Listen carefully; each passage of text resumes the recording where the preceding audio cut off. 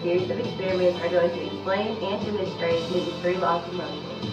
Newton's first law of motion, which is also called the law of inertia, states that any object that's in motion is going to remain in motion unless acted upon by an external force. In the same sense, any object that's at rest is going to remain at rest until acted upon by an external force. Newton's first law, also known as the law of inertia, states that an object in motion is going to remain in motion unless acted upon by an external force. In the same sense, any object that's at rest is going to remain at rest until acted upon by, again, an external force.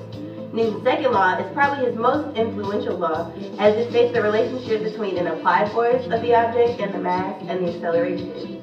The applied force equals the mass times the acceleration of that object, which implies that the force is directly related to the mass and the acceleration of the object.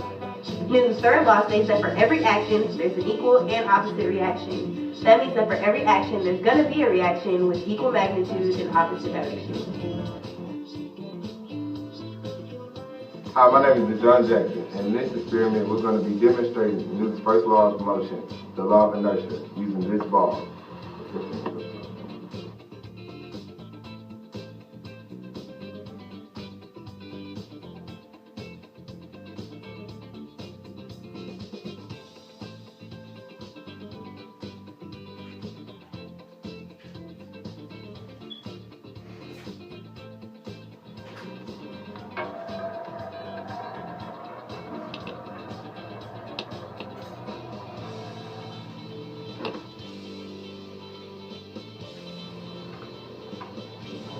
Hello, my name is Ravez, and now for this experiment we're going to demonstrate Newton's second law of motion, which is arguably his most well-known law.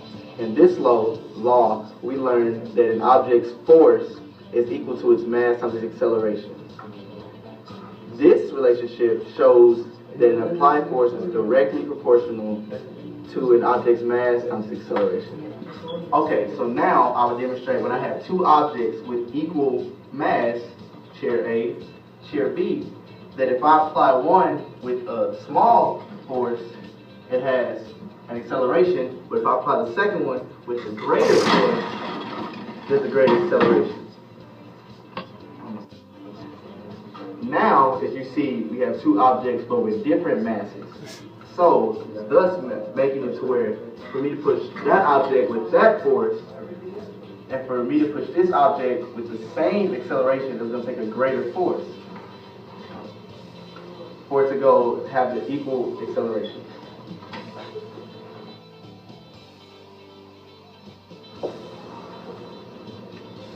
Hello, I'm Jordan O'Neill. How you doing, Casey York? For the final experiment, we'll be demonstrating Newton's third law, which states that for every action there is an equal and opposite reaction.